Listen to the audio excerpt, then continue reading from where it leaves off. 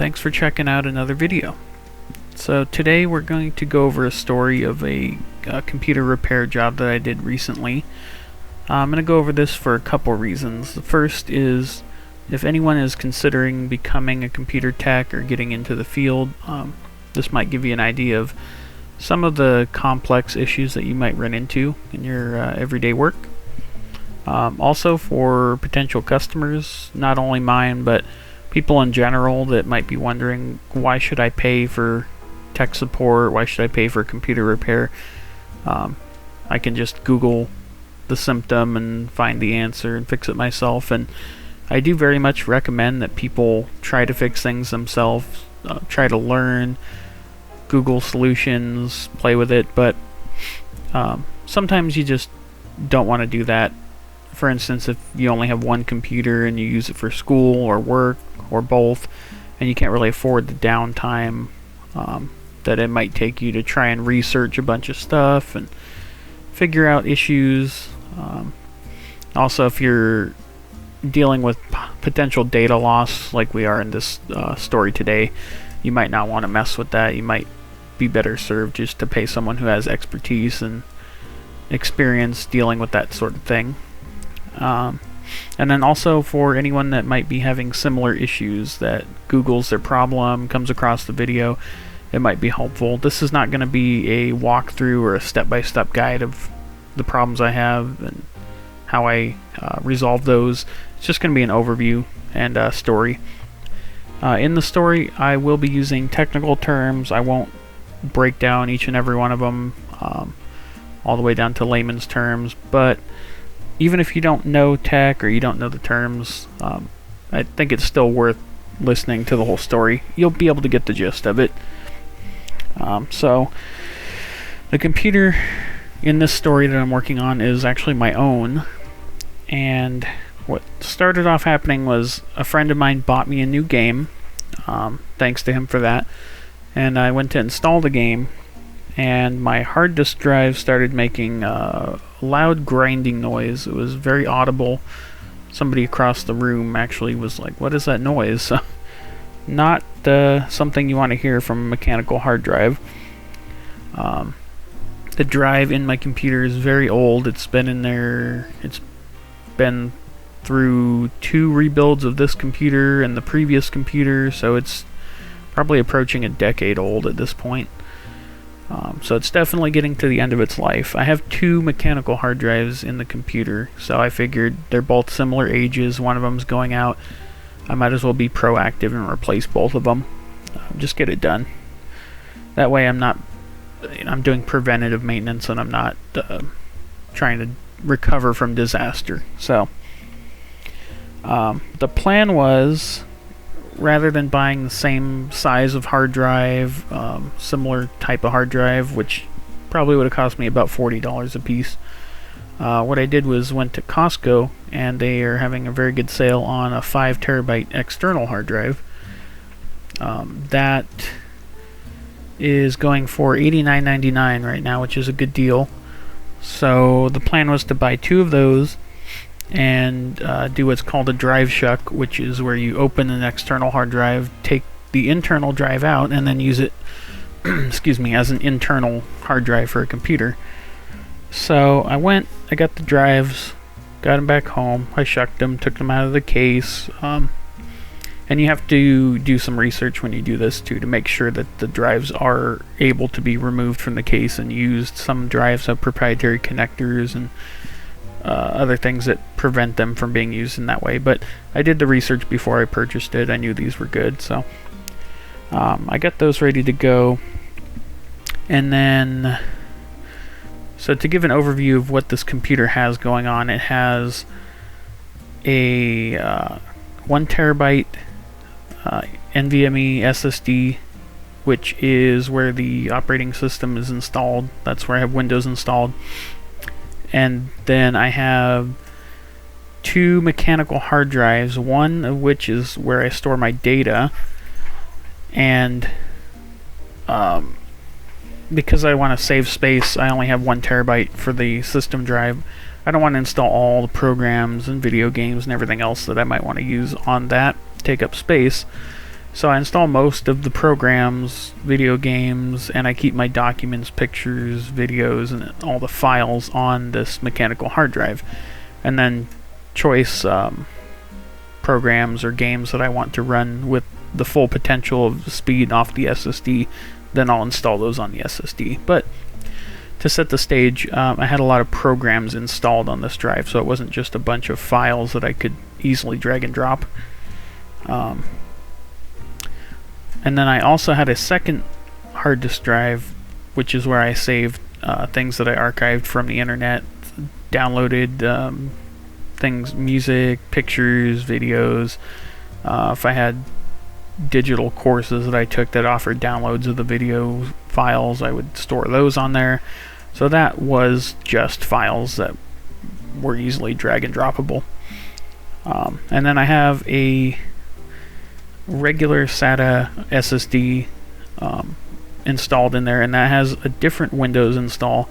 I used to do some crypto mining with this computer, so rather than having to change my settings, my overclocks and everything for my graphics cards, mess with the settings on my normal computer that I play games and do work on, I would just restart the computer, boot it into a second hard drive, and then that would have its own set of software settings and everything to do the mining. I had the extra drive, so I just figured it was easier to separate the two. So that is in there as well, which actually kind of helped me out in this circumstance because I had a different system drive that I could boot to. So initially, before I did anything, always a good rule of thumb, before you do anything, back up your data. So what I did was plugged in an external hard drive. I have an 8 terabyte external hard disk drive that I use just to back things up on. I plugged that in. I made sure that all of my pictures, videos, documents, all of that stuff was backed up to it. I also backed up the web archival drive, all the stuff that I had on there I backed up to it. And then before I got started on any repairs, the plan was boot the computer with the Clonezilla bootable, and then create an image of my system drive, or the SSD, which is not being worked on. But just in case, it's always good to create a backup, and I hadn't done that in a while. So I went to go image that, and I kept getting a ton of failures, a bunch of failures for memory, controller, CPU, segmentation fault, a whole bunch of stuff. So I did some research. I had a general gist of what was going wrong, something to do with the CPU. Some people suggested maybe it was a thermal issue or memory controller issue. So what I did was I have my computer overclocked. So just to make sure that wasn't causing an issue, I went into the BIOS and I changed the overclock settings and I brought it back to stock. So no overclocks at all, and that resolved the issue 100%. And I was able to image the system drive again. So at that point I wasn't sure if it was temperature or maybe something's going on with the CPU, but I'm fine with leaving it stock. So for the moment, just to get through the rest of the repair that I need to do, I just left it stock. So I was successfully able to image that C drive. So the next thing I did was plug in one of the new drives so that I could image one of the failing hard drives over to that one. So I bought 2 new hard drives, externals, that I shucked, took the drives out, and the plan was to boot Clonezilla bootable and then directly copy from one disk to the new disk and then from the other old disk to the new disk. So that way I just copy both disks over to both new disks. It didn't go as planned. First of all, when I plugged in the new drives, the system would not boot.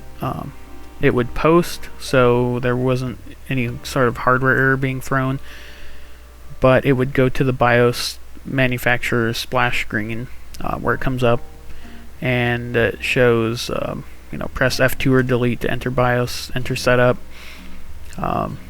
F11 for boot menu, that type of stuff. But nothing I would hit would work, and it would just stay frozen on that screen. So it was in a weird state where it was passing the power on self-test, but I couldn't get into BIOS and it wasn't booting.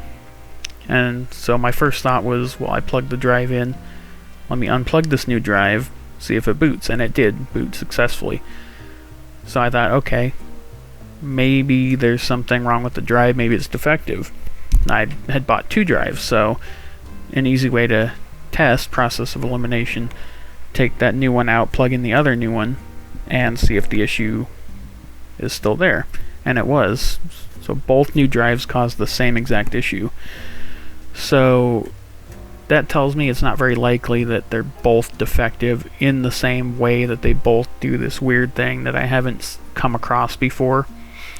So I figured it was probably something to do with the way the drives were formatted or something that was on the drive. Maybe it was confusing. BIOS was looking for a boot drive and maybe something on those drives confused it and it just got hung up. A lot of times you won't know the exact specifics of what's going on or how things are interacting, but you can kind of, if you have experience and you know about how computers operate, you can kind of suss out what's going on. So I went in to the BIOS settings, made sure that the computer could support hot swapping SATA drives, and it could. The setting was already enabled, so I unplugged the drive, the new one, powered on the computer successfully, booted up into Windows, and then I plugged the drive in while the computer was on, and then it showed up correctly, and I was able to format the drive, wipe everything out that was on it, so it's just a blank new drive. So I did that, and once that was all formatted, I was able to reboot and boot into the Clonezilla bootable USB stick with the new drive installed, so I didn't have that issue anymore. Once I got in, the plan was to do a drive-to-drive copy from my data drive to the new one. That didn't work, it kept failing. Unfortunately, it didn't fail until the end of the process and didn't tell me up front that it was not going to work, so that wasted quite a bit of time. So there was a formatting issue with the new drive, first of all, and that was my mistake. It had been a while since I had to format a drive in that particular way, and for some reason I was thinking that dynamic was the type of formatting I needed when it was basic. So I corrected that, I booted back into Windows, reformatted the drive, and then booted back into Clonezilla, tried to copy drive to drive again, failed again. So I messed around with the settings, and I figured out eventually that the old drive was formatted with MBR, and the new drive was formatted GPT. So they're types of partitioning for the drive. MBR is older, GPT is newer. MBR doesn't support drives that are over 2 terabytes in size. The old drives were, one was a 2 terabyte, one was a 1.5 terabyte, and they were installed, like I said, probably about a decade ago. And so they were formatted MBR, both of them were, and so unfortunately I couldn't copy disk to disk because the partitioning didn't match. So I found out that Windows has a utility built in called MBR2GPT, and so I tried to use that to convert the old disks from MBR to GPT without losing the data on them. If I could convert it to GPT, then it would match the new drive, and then I should be able to image it straight over. Well, the command kept failing, just failing, didn't really give me any specific errors, so I had to do a bunch more research. I came across someone suggested a program called Disk Genius free. I checked it out. The free version seemed like it would do what I needed it to do, so I fired that up, downloaded it, booted the tool, and that one actually was able to convert the disk to GPT, but only for my web archival disk. My data disk I wasn't able to convert. And that's because it was set as a dynamic disk, and it had 2 partitions on it that were spanned. So essentially, you can split a drive into multiple partitions. You can divide it up, let's say, in half or in thirds, and you can make it look like separate hard disks in Windows. So then the first one would be drive D, and the next one would be drive E, and the next one would be drive F, and it would look like 3 different hard drives, but they're all on the same physical drive. So that's kind of what partitioning is. Well, spanned partitions are when they're separate partitions, but logically they're grouped together and they're treated as the same partition by the system. So I had one physical drive that was treated as one physical drive, but really had 2 partitions with data stored across both partitions. And because things were that way, because the partitions were set up that way, and there was data on both of them, if I didn't want to lose the data, I couldn't delete one of the partitions and then convert it to BASIC. So that I was out of options there. But I figured I'd take the win that I had. So I booted into CloneZilla. I tried the disk-to-disk copy again with the web archival disk, which I was able to convert to GPT, and that worked. So I was finally able to convert that, or to copy that over to the new disk. Uninstalled the old one, pulled it out of the computer, put the new one in its place. The drives that I pulled out of the external drives, the brand new ones, were 2.5-inch drives. This is the desktop computer I'm working on, and they the drive bays were 3.5 or 3-inch, 3.5 or 3. Can't remember at the moment. They're bigger, normal size hard drives, so I had to get adapters for that. So I had to order those off Amazon. Not a big deal. Only took a day to get here, so I put it in the adapter, threw it in the drive bay, hooked it up. One drive down, one's good. Now I just got to get the important one that has all the programs and data on it. So I downloaded another program. Can't remember the name. I think it was EaseUS or EaseUS. Downloaded that program, did a bootable tool of it. Same thing. I tried to convert it. It couldn't convert either. Did some more research, and at that point I was pretty much convinced that this disk is not going to be convertible, just because of the spanned partitions and the data being on both. And so there's not really any way for me to convert it. So the only option I had was I could either make the new disk MBR so it matched, and then I could image it over. But if I did that, I could only utilize 2 terabytes of the disk, and these new disks that I bought were both 5 terabyte disks. So I'd be losing out on more than half the space on the drive. Or I could try and manually drag and drop all the files over and transfer them. So I went with that option. I booted into that second SSD that I have installed for crypto mining, separate Windows install. So my C drive's not actively being used. The data drive's not actively being used by any programs. That's all good. Plugged in the other new drive, booted up into the mining operating system, and then I just took highlighted all the files on the old data drive, dragged and dropped onto the new drive, and that took probably about 3.5 hours to transfer everything because I had just over 1 terabyte of data on there. So once that all transferred over successfully, powered down the computer, unplugged the old data drive, plugged the new one in, turned it on, booted it up, crossed my fingers, and thankfully it booted up, and the computer was none the wiser. It thought it was the same drive, just with more space on it. And thankfully now partitioned GPT with a single partition the correct way. So as far as the programs were concerned, there was no difference. All the programs ran completely fine, no errors, which is great. Usually when you have programs installed on storage and you try and drag and drop files, it can get really messy really quickly. But I got very lucky. The system just considered it to be the same drive and kept humming along. So finally, after all that time, probably about 2 days, because I had to work on this in between working and doing other things, probably would have taken an entire day if I was just dedicating the entire day to it. But after all that time, finally got it resolved. Both brand new drives are installed. All the data has been copied over.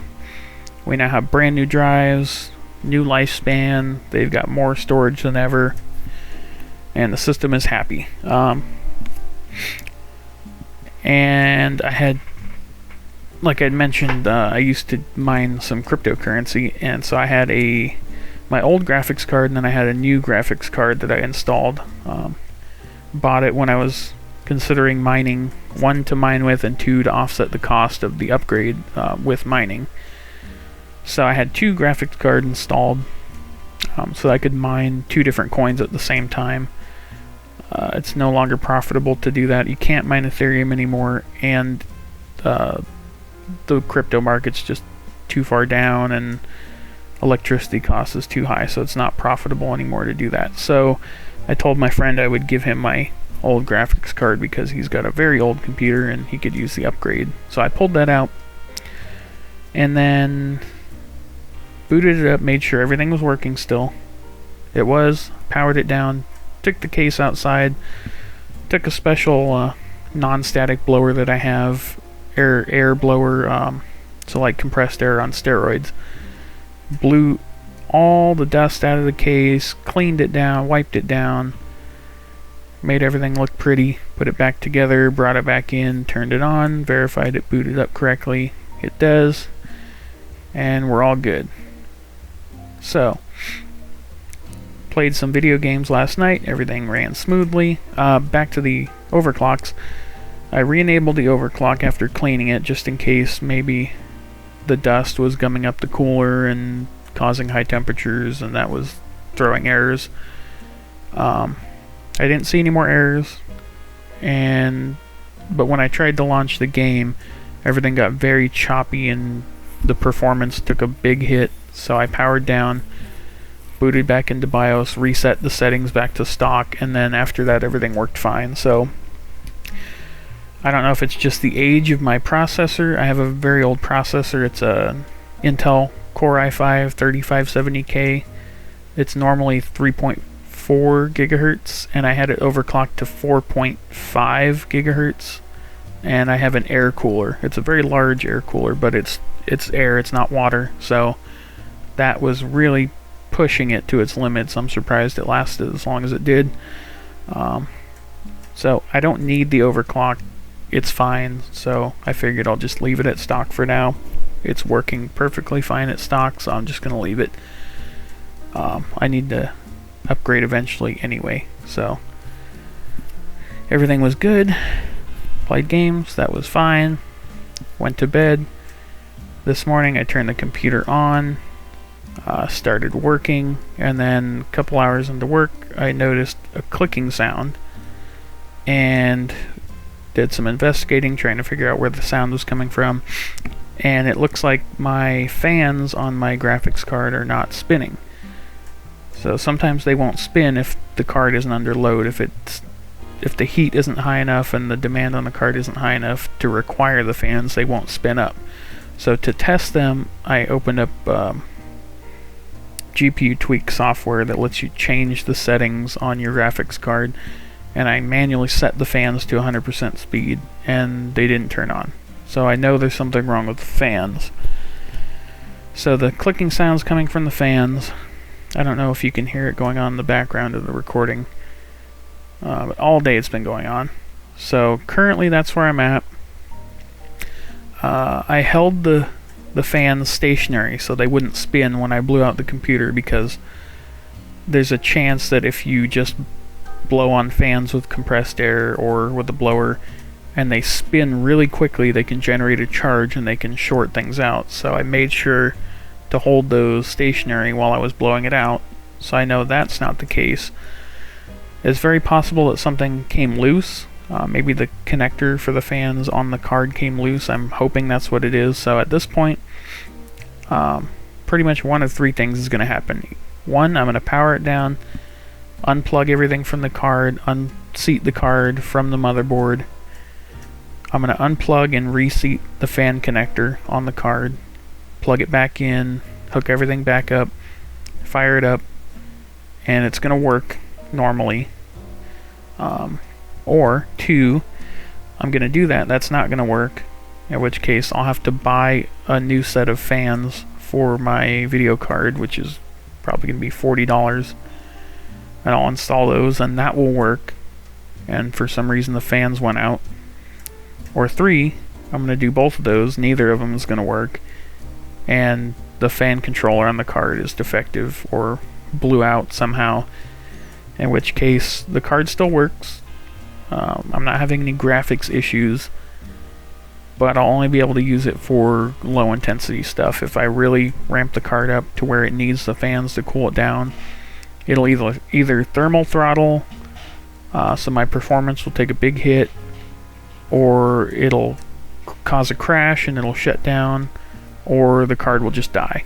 And even if it hums along normally and works fine without the fans going, it's going to have extra thermal stress, and it's going to put the components under extra stress, and it's going to go to an early grave. So I'll definitely need to replace it if reseating and replacing the fans do not work. So I'm really hoping that reseating the connector and reseating the power to it and reseating it on the board will take care of the issue, but we'll see. We'll go down a process of elimination. If that doesn't work, we'll try the next thing in line, boot it up, test it. If that doesn't work, try the next thing, and then we'll go from there. But I wanted to make this video and get it put out.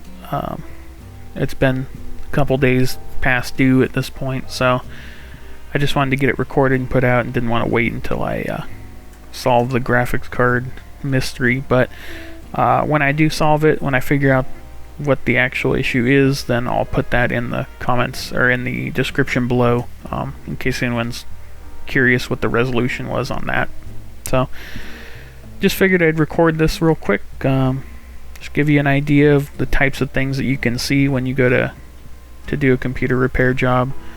A lot of times one problem will turn into another problem,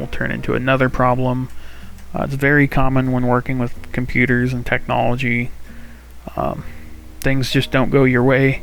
Something you've done a million times, like imaging a drive from one drive to another, completely basic thing that shouldn't take more than maybe a couple hours for the drive to image over, ends up taking 2 days and having a whole bunch of issues every step of the way, and it's just luck of the draw. Sometimes you get those issues, but thankfully this was on my computer and not a client's computer, so I didn't have to delay anyone getting their machine back while I was dealing with all these issues, and I could kind of play fast and loose with my troubleshooting a little bit, because it's my machine. I know what the risks are. I know what I'm willing to do and what data I'm willing to lose and not willing to lose, so things might be handled a little bit differently if it was someone else's computer I was working on, but generally the steps are the same. When you're trying to troubleshoot an issue, do research. If you think you know a solution, try it, test it after you tried it, see if it works. If it doesn't work, move on to another option, try that, test it after you do it. The most important thing is, after you make any changes or you try any new things, be sure to test it. Don't do multiple things at once. If you think, well, this or this or this could fix it, don't do them all at once, because if what you want is for the issue to be resolved, yes, and that'll probably happen, but you won't have any idea why, and if it comes back you won't know how to resolve it, and if you run into the same issue on another machine you won't have any idea how to solve it, because you don't know which of those steps actually was the one that got you there. So, important troubleshooting step. Do things one at a time, test in between everything, and document everything. So I have a ticket going for my machine, in my ticketing software, and that way I can keep track of every change I made, everything I tried, every symptom I've seen, and we have a history on the machine. So if anything happens with it a year from now, might be related, might not be, but I can always look back at the notes and get a feel for what was done, and maybe there was a change that somehow led to the problem that's happening in the future. So always good to have history. So hopefully you've enjoyed this story. If you have any questions, please leave them in the comments. I'll be happy to answer. And if you're in the Southern California area, San Diego area, and you need computer repair or other support, check out my website. It's omegacomputerrepairs.com. If that's too long, you can type in ocr.support and that'll take you there. And you can text message, call, email, whatever works. You can email help@ocr.support. That'll get you right to me. Send a text message. It's 619-627-1225. I'll be happy to answer any questions, even if you don't live in the area, you don't need service. If you just have questions, want to know anything, feel free to contact me and I'll be happy to help out. But that's about it for today. Thanks for checking out the video and have a good rest of your day.